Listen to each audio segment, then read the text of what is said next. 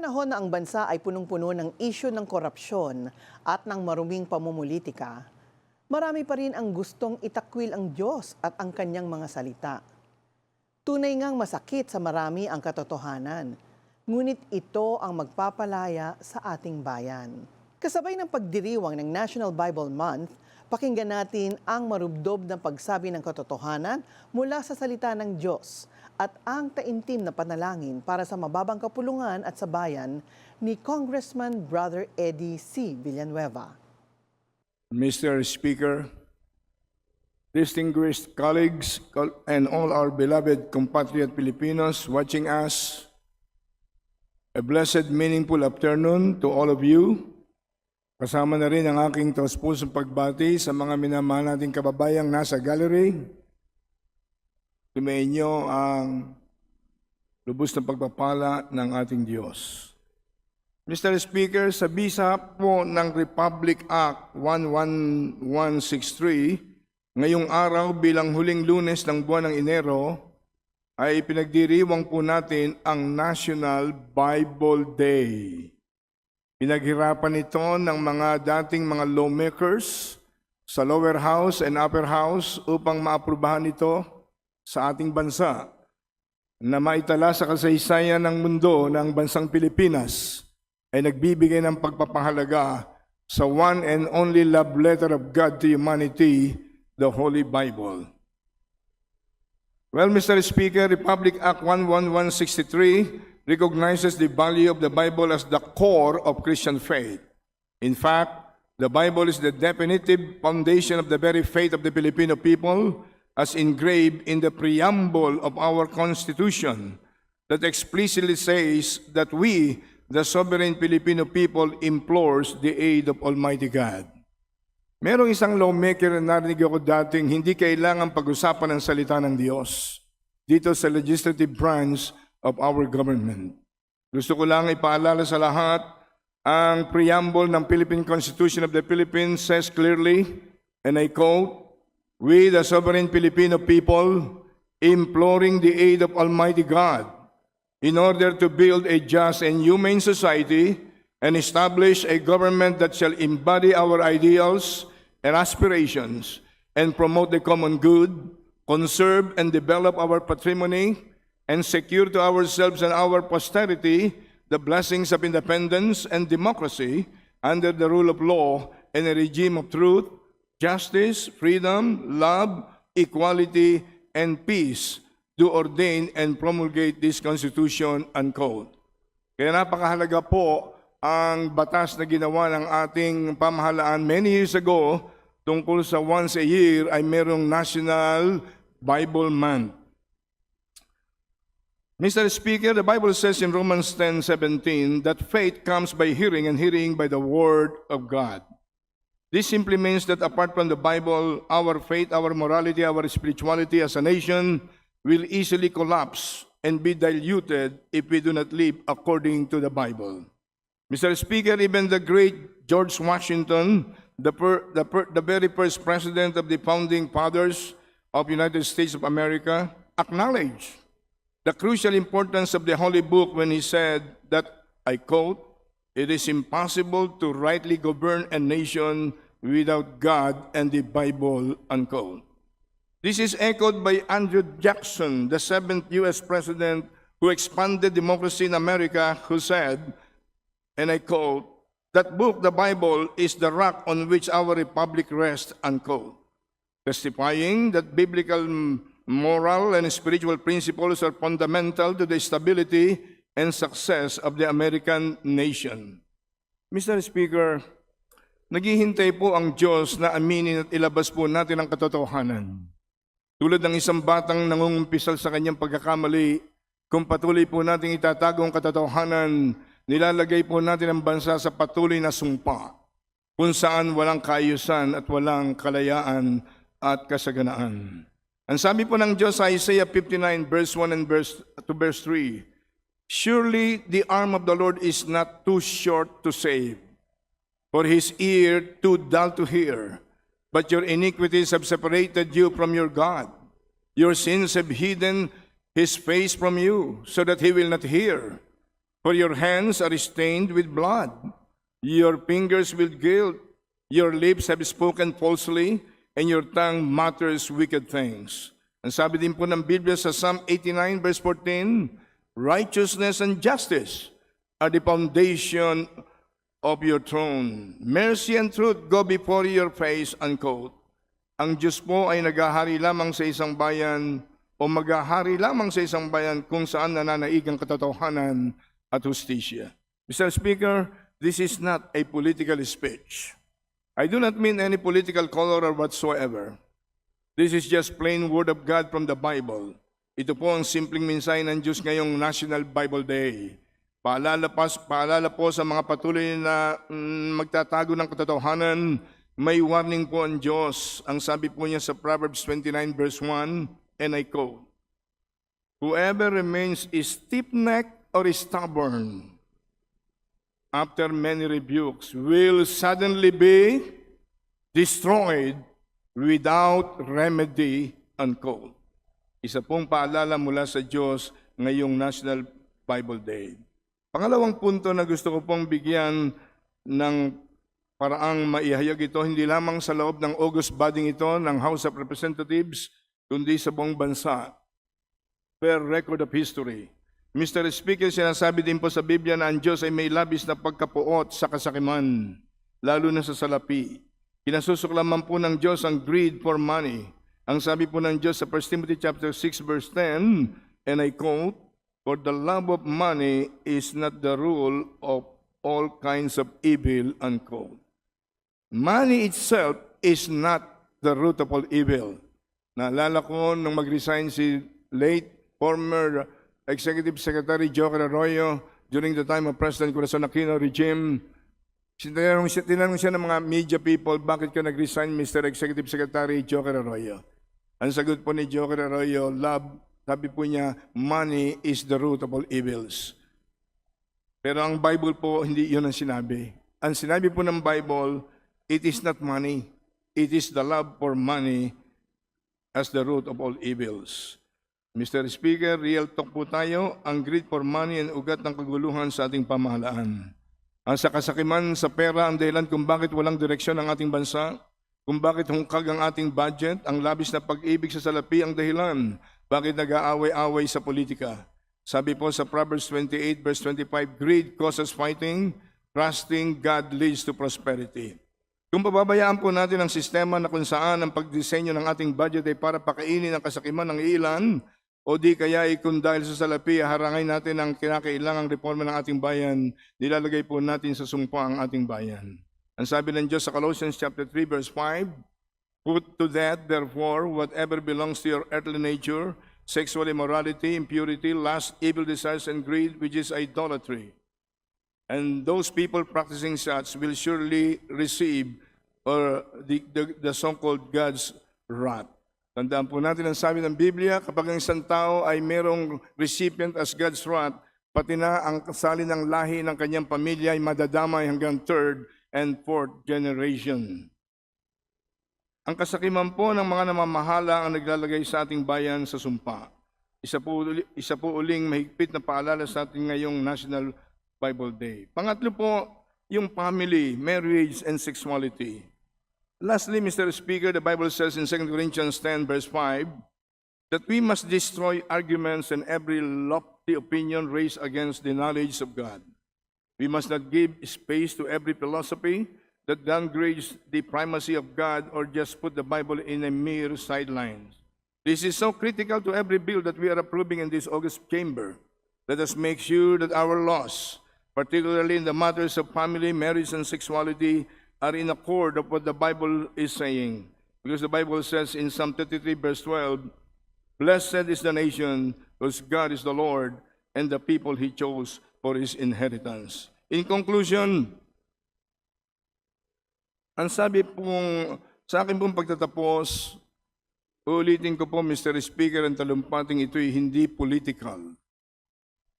Once a year lang meron tayong National Bible Week. Naway, wag naman maulit yung karanasan ko rito noong August 10, 2023. First day ng hearing ng budget, I was interpellating the Secretary of Budget, Jokno, Secretary of Budget, the Secretary of Finance, Secretary of Budget and Management, Secretary of NEDA, and the Governor of the Central Bank. 5 minuto pa lang po ako ng pagsasalita, pinutulan na ako ng microphone. I was shocked. How can we scrutinize the billions or trillions of budget when in 5 minutes, just questioning what I showed on the screen, the 1 billion plus budget ng flood control, saan napunta? Nakakalimang minuto pa lang ako, pinatigil ako at pinutulan ng microphone. August 10, 2023, hindi ko alam meron na palang nangyayaring mga magic sa flood control sa public works. Pero, it is part of history. Ako po inaamin ko sa iyo, nawalan ako ng gana dito sa minamahal at ginagalang kong August body ng House of Representatives. Pero meron po akong dasal na nilagay ng Diyos sa puso ko na bago ako magtapos ngayon, ipagdasal po nating makabangon ang dignity and honor ng House of Representatives. Bibig mismo ni Congressman Toby noong isang gabi sa kanyang interview. Sinabi niya na sana hindi pa nawawala yung sinasabi ng bayan ng House of Representatives ay House of the Crocodiles. Mismong sa bibig ng ating kasamang Congressman Toby Chanco, narinig ko po. Bago po ako magwakas, simple lang po, binubuksan ko ang aking puso sa inyo. Nakikita tayo ng Diyos. Ayoko sanang gawin ito, pero pinaalala ng Diyos sa akin kanina. Kaya naghintay po ako kahit matagal, dahil talagang ganyan. Luke chapter 12, verse 40. Ano po ang sabi ron? You also must be ready, because the Son of Man will come at an hour when you do not expect Him, unquote. Ito po ang first part of the second coming of Jesus Christ here on earth na nakalagay sa 1 Thessalonians chapter 4, verse 16, verse 17, the so-called like a thief in the night rapture of the church, composed of believers of Christ without spot, without wrinkle, without blemish, but holy and sanctified, before the beginning of 7 years great tribulation under the reign of Antichrist, the Lord Holy Spirit will make a rescue operation or evacuation of all genuine believers of Christ, catching them up in the air, meeting the Lord Jesus in the air for 7 years, having merrymaking in heaven, while here on earth, the people left behind will suffer 7 years great tribulations. Sabi ng Bible, gusto nang mamatay ng maraming tayo, hindi mamatay-matay. Naagnas na kung minsan ang laman sa buto, hindi mamatay-matay. Ang ibig ko po sabihin, panahon na para ang salita ng Diyos ay bigyan natin ng paggalang. Panahon na upang ang love letter ng Diyos sa tao ay bigyan man lang natin ng tunay na kahalagahan. Sinabi ng banal na kasulatan doon po sa 2 Peter 1:21, isa po ako dati for 7 years na hindi naniniwala sa Biblia, radical activist, nagtuturo po ako sa kuleyo ng Marxism, Leninism, taught sa Machetong Dialectical Materialism Theory. Ako po ay nagturo sa mga estudyante ko sa kuleyong huwag maniwala sa Diyos. Kalokohan lahat yan. Kung meron Diyos, bakit milyon-milyon tayo naghihirap? Ang mahalaga o kung tayo nagpapasasa ng kayamanan ng bansa, ang mahalaga, isulong natin ang National Democratic Revolution. For 7 years, I was very sincere, and that was my philosophy. I was very sincere but sincerely wrong because there is God. It is my duty to our beloved comrades here, as well as to our beloved countrymen. Once a year lang ho ito, baka sa isang taon, hindi na rin ako magkaroon ng time sa ganitong National Bible Day. Let me share this as per record of history ng salita po ng Diyos ay totoong love letter ng Diyos sa sangkatauhan.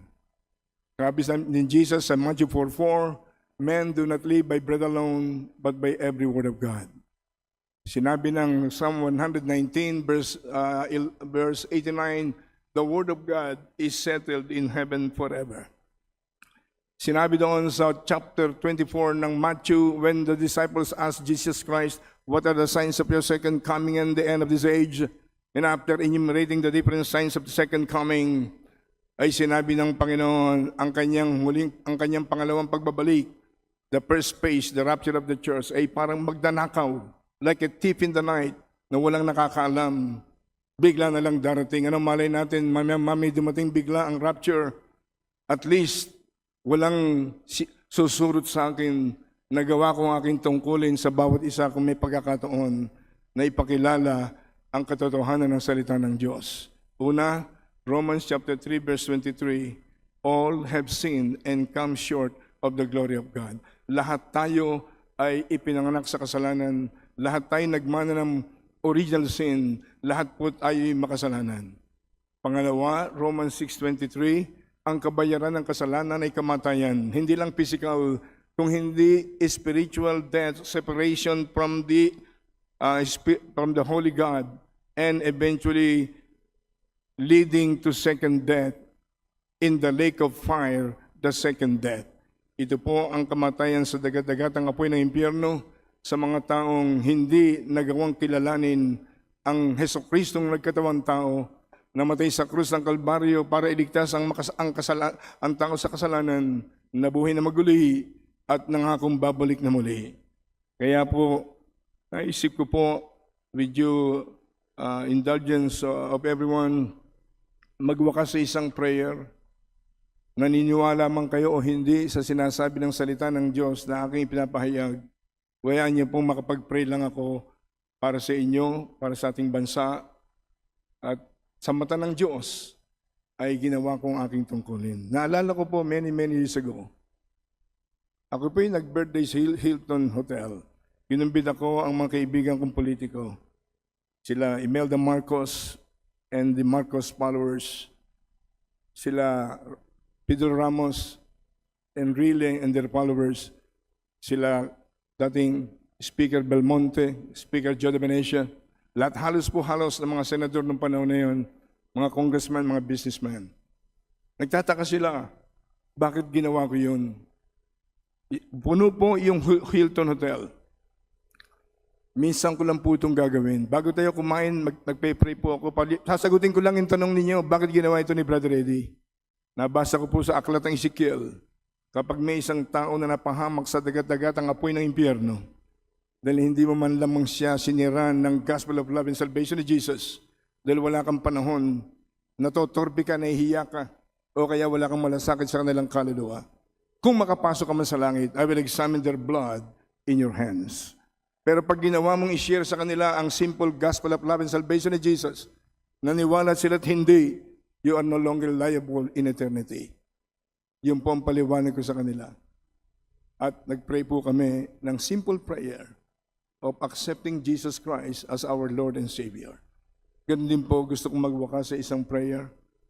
Naniniwala man kayo hindi, igalang yun na lang po ang aking simple human right na i-share ang gospel of love and salvation ni Jesus, not only for your own sake, but also for my own sake, so that in future glorious eternity, I cannot stand before God and be liable. Kaya pwede po ba? Magwawakas lang ko sa isang panalangin. Pwede po bang tumayo lang lahat tayo sandali? Sa mata ng Diyos, nakikita po niya tayo. Kalimutan po natin anumang protocol. Ang mahalaga, bahagi tayo ng sangay ng pamahalaan. Hindi tayo katulad ng mga pamahalaang binabaliwala ang existence of the Creator. Kaya ang mundo ay punong-puno ng lahat ng uri ng kasamaan. Kaya po sa oras na ito, pwedeng yumuko lang tayo sandali. Ako po yung magwawakas sa isang pananalangin. Dakilang Diyos na may gawa ng langit at lupa, Ama naming sumasalangit. Kitang-kita mo mula pa kanina ang mga pangyayari sa loob ng House of Representatives na ito, ang ginagalang at binamahal naming mababang kapulungan ng legislative branch of government. Panginoon, naglakas loob ang iyong abang lingkod na i-share ang simple gospel of love and salvation ni Jesus, na lahat kami makasalanan, walang matuwid, wala kahit isa. At ang kabayaran ng kasalanan ay kamatayan. Meron kaming death sentence, Romans 6:23. The wages of sin is death, but the gift of God is eternal life through Christ Jesus. Sinabi mo sa John 3:16, "For God so loved the world, that He gave His only begotten Son, whosoever believeth on Him should not perish, but have everlasting life." Panginoon, salamat sa iyong salita. Kapag tinanggap namin si Jesus, sinabi mo sa John chapter 1 verse 12, "But as many as received Jesus, to them gave He the right to become children of God. Citizenship of heaven will be given to them."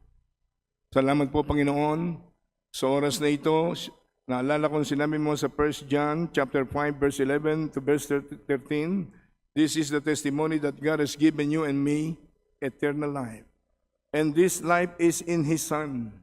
He who has the Son of God has life, and he who does not have the Son of God does not have life. This is being written so that you will know that you have eternal life in the begotten Son of the living God, so that you might believe on His name." Unquote. Panginoong Diyos, ginagawa ko po ang utos mo sa iyong abang lingkod. Mahal mo ang lahat. Sabi mo sa 2 Peter 3:9, "You does not wish a single soul to be perished in hell, but all should come to repentance." Bigyan mo kaming lahat ng pagkakataong maisuko, maisurrender ang aming buhay sa iyo. Habang ako po, habang tayo nakayuko, nakapikit, buksan po natin ang ating bibig. Ano sabi po ng Biblia? Ang nagbubukas ng kanyang bibig, tinatanggap si Jesus Christ as Lord and His Savior. Sila po ay maliligtas at magkakaroon ng buhay na walang hanggan. Habang tayo nakayukot, nakapikit, kung po pwede po sa puso ninyo, nakikita tayo ng Panginoon. Umusal lang tayo ng maikling panalangin. Panginoong Jesus, patawarin mo po ako sa lahat-lahat ng kasalanan. Kasalanang naman ako kay Adan at kay Eva. Kasalanang naman ako sa aking mga ninuno at magulang. Kasalanang nagawa ko mula pa sa aking pagkabata hanggang kasalukuyan. Patawarin mo ako, Panginoong Jesus. Linisin mo ako ng banal mong dugo na dumaloy sa krus ng Kalbaryo. Ako'y nananampalatayang namatay ka sa krus ng Kalbaryo dahil sa kasalanan naming mga tao. Ako'y nananampalatayang nabuhay kang maguli. Ako'y nananampalatayang ang banal mong dugo ay exempted sa original sin because of your virgin birth. Ang tanging dugo na may kapangyarihang maghugas at maglinis ng kasalanan ng lahi ng tao. Panginoong Jesus, pumasok ka sa aking puso. Tinatanggap kitang tunay bilang Panginoon, tagapagligtas, manggagamot, miracle working God sa buhay na ito. Salamat po, Panginoon. Ako iyong pinatawad, binigyan ng kaligtasan, binigyan ng buhay na walang hanggan, binigyan ng karapatang maging anak ng Diyos. Ako na lang po magwawakas sa panalangin. Panginoon, lahat kami ay binigyan mo na ngayon ng karapatang maging anak ng Diyos. Meron na kaming karapatang tumawag sa iyo ng Ama namin, sumasalangit ka, sambahin ang ngalan mo, mapasa amin ang kaharian mo dito sa lupa katulad ng sa langit. Pwede na kaming tumawag sa iyo, O Diyos ng Ama namin. Hindi na kami katulad ng maraming tao tumatawag sa Diyos ng Ama namin, hindi naman anak, nakikiama. Sa oras na ito, sa araw na ito, January 26, 2026, Lord, ilista mo sa aklat ng langit sa buhay, the book of life, na kaming lahat ay nagsuko ng buhay sa iyo, nagpakumbaba sa iyo. At kami iyong pinatawad, binigyan ng kaligtasan, binigyan ng buhay na walang hanggan at karapatang maging anak ng Diyos. Nagkakaisa kami ngayon, makiisa po sa inyong puso ang huling dalangin kong ito. Lord, sabi mo kung may dalawa dito sa lupa ang nagkakasundo sa isang bagay na hinihingi, yun ay gagawin ng Amang sumasalangit. Mahigit kami sa dalawa, Panginoon. Tinataas namin sa iyo ang House of Representatives, ang kongresong ito, Panginoon. Maraming pagsubok sa buhay na dumating dito, Panginoon. Subalit marami-rami rin naman sa amin ang nananampalataya sa iyo. Dalangin namin na kaming lahat ng miyembro ng 20th Congress, sa kasaysayan kaming lahat, ay tunay na kumikilala sa iyo, Panginoon. Inaamin namin ang salita mo sa John 15 verse 5, apart from you, we can do nothing. Pero may sinabi ka sa Philippians 4:13, we can do all things. Your people, your children can do all things through Christ Jesus who strengthens them. Ikaw may sabi sa Romans chapter 8 verse 37, Kapag kami sumampalataya sa iyo, we are becoming more than conquerors through Christ Jesus who loves us. Higit sa lahat, last but not least, Lord, ano man ang hingin namin sa Amang sumasalangit, sa pangalan ng kanyang bugtong na anak na si Kristo Jesus, ay gagawin mo, Ama, ibibigay mo sa amin ng malubos ang aming kagalakan. Tinataas ko sa iyo ngayon ang lahat ng miyembro ng House of Representatives dito sa 20th Congress, sa pangunguna ng aming ginagalang at minamahal na Speaker Faustino D. III. Tinataas namin sa iyong buong pamunuan, Panginoon, at ang lahat ng miyembro ng House of Representatives at lahat ng employees dito, Panginoon. Tinataas namin sa trono ng imbiyaya ng kalangitan. Buksan mo ang langit sa kanila, Panginoon. Iunat mo ang iyong makapangyarihang kamay, mapagpalang kamay, mapagligtas at mapagpagaling na kamay. Sino man ang mayroong mga gawa ng diablo, kasatwad ng sakit, karamdaman, mga karamdaman kung minsan itinanggihan na ng medical science, sinabi mo walang imposible sa iyo, Panginoon. Sinabi mo sa Jeremiah 32 verse 27, and I quote you, I am the God of all flesh. Is there anything too hard for me to do? Unquote. Sinabi mo sa Jeremiah 33 verse 3, call unto me and I will answer thee and show thee great mighty things that thou hast not. Sinabi mo sa Luke 18:27, those things which are impossible with men are all possible with God. Panginoon, kami nananampalataya katulad ng sinabi mo sa Mark 9:23, nothing is impossible to those who believe. Panginoon, pagalingin mo po ang sakit ng aming lipunan. Pagalingin mo po ang sakit ng aming bansa. Huwag mong pabayaang lumala ang sakit na ito at mauwi sa violent revolution. Patahimikin mo, Panginoon, ang aming sambayanang Pilipino.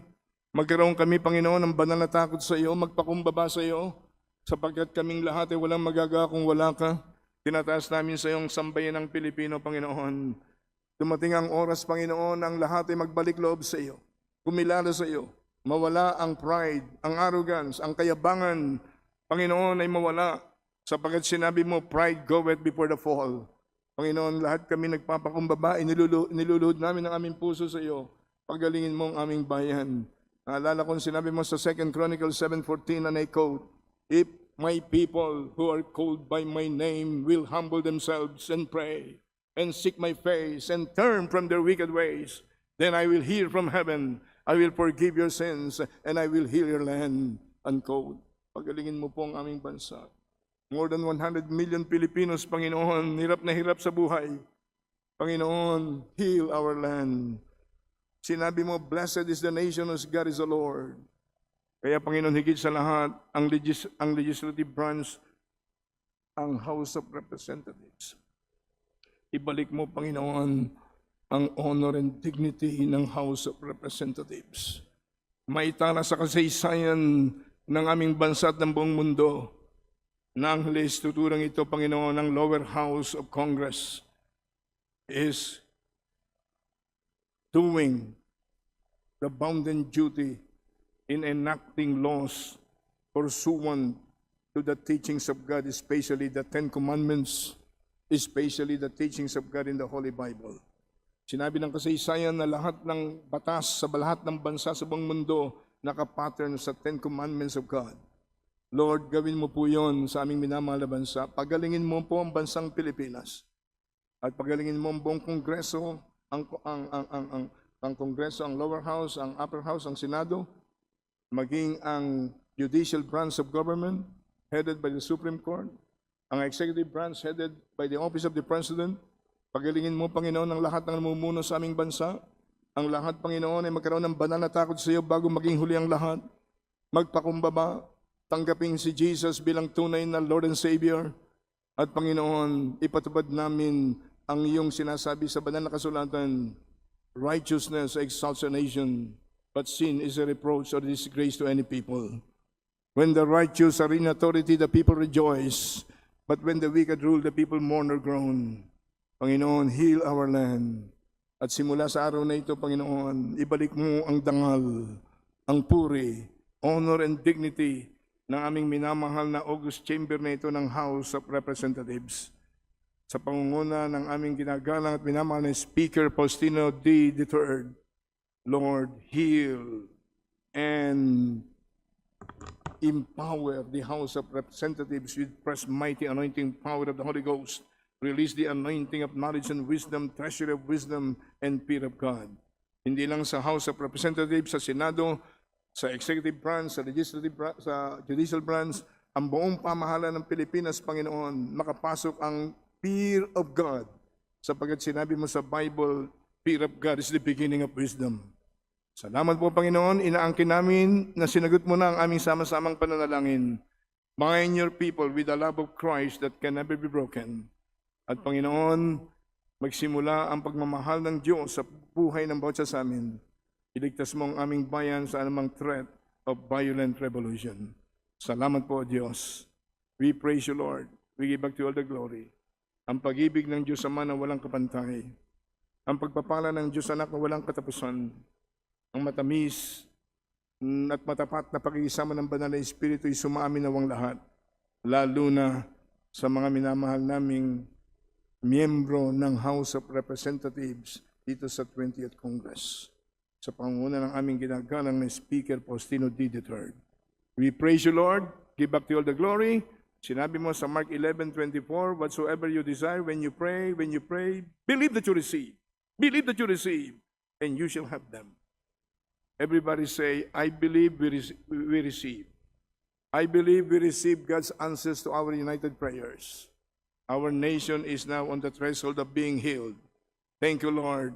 Sinabi mo, without the Word of God, it is impossible for any nation to experience the so-called standard of greatness. Salamat po, Panginoon. Basbasan ng sambayanang Pilipino hanggang sa iyong pangalawang pagbabalik. Walang maiwan sa amin sa kamay ni Antichrist. Lahat ay magmana ng buhay na walang hanggan. We praise you, Lord. Give back to you all the glory. In Jesus' name, everybody agree and say, Amen and Amen. So malakas na clap offering unto the Lord. Marami pong salamat sa inyong patience. Thank you God bless very you. much, Brother Eddie, Congressman Eddie Villanueva. The Holy Bible, the Word of God, is inspiring, impressive, and influential.